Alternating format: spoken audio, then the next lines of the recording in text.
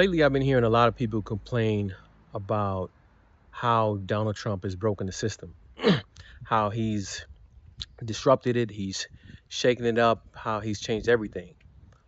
But the truth is, he didn't break the system, right? He just exposed it. And now people are finally starting to see who and what really runs the system.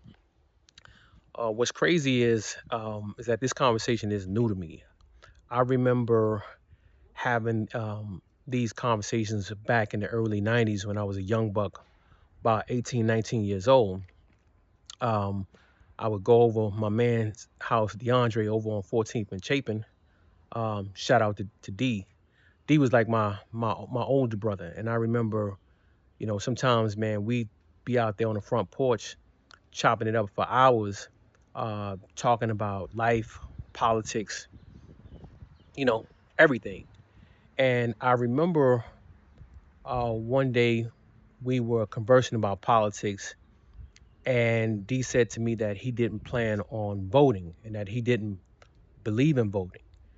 And I was shocked, and I asked him, I said, why not? And he told me, he said that he didn't believe our vote changed anything politically, that regardless of who got into office, nothing ever changed. And, that position wasn't unique. It wasn't unique to D. There were a number of brothers in DC who held that position, but I was just shocked that knowing him the way I did, that he held that position. I didn't agree with that, so obviously, I pushed back and I said, bro, um, there were a lot of our people, man, who struggled and died for the right to vote, and if you don't vote, then you don't have the right to complain. And I really believed that at the time, but now, um, after seeing how things have played out over time, I come to understand what D was getting at. And it's not so much that voting itself is pointless. It's that the system limits what your vote can actually change. Take for example Trump, for example, right?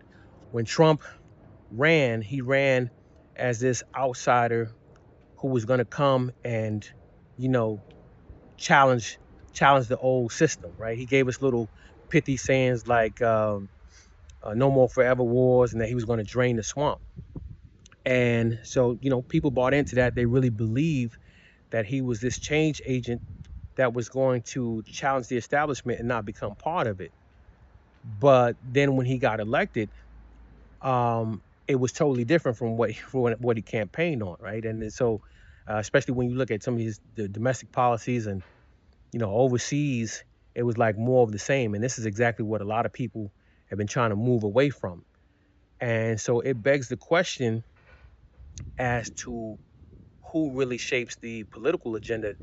Do the voters shape the political agenda, um, or is the agenda shaped by anonymous sources and then selected, and then then we choose from whatever it is they set for us, right? And this isn't just about Trump. I mean, we can go all the way back to the early 2000s with George W. Bush, right?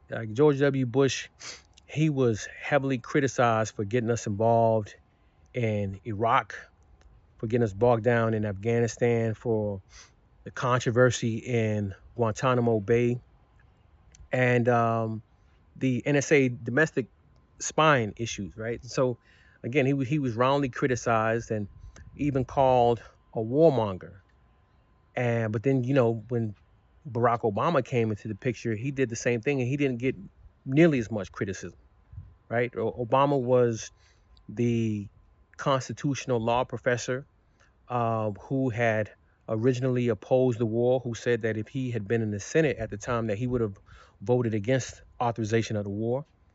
He said that once he was elected, that he would end both wars, that being Iraq and Afghanistan, and that he would shut down Guantanamo Bay.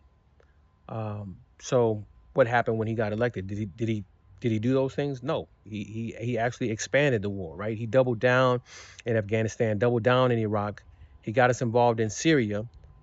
He got us involved in Libya, kill Gaddafi, destabilize Libya, and as a result of that, destabilize the Sahel in West Africa, which created an environment for Boko Haram to come into existence, right? Because before that, there was no Boko Haram. And but Barack Obama, he never got the criticism that George W. Bush got, right? And he said that he promises hope and change. Said he was going to change the direction, but when you look at the outcomes, you have to ask yourself, okay, well, where's the change, right? And so we got to stop and think about it for a second. Like, how do George W. Bush, who is this supposed fiscal conservative, social conservative, neoconservative, and Barack Obama, who's the supposed liberal progressive, end up producing similar outcomes on some of the biggest issues despite their so-called policy differences?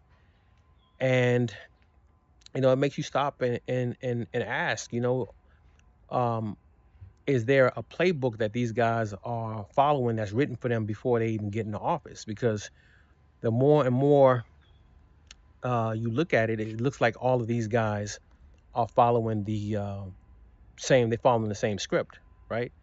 So again, I mean, you look at Donald Trump, right? Like when he ran, his message couldn't be more clear that he believed in no more forever wars. But when you look at what's taking place in Iran right now, what does that look like? It looks like another endless conflict. And that's directly in line with some of the policy ideas that have been developed and pushed by groups like the Heritage Foundation for years, right?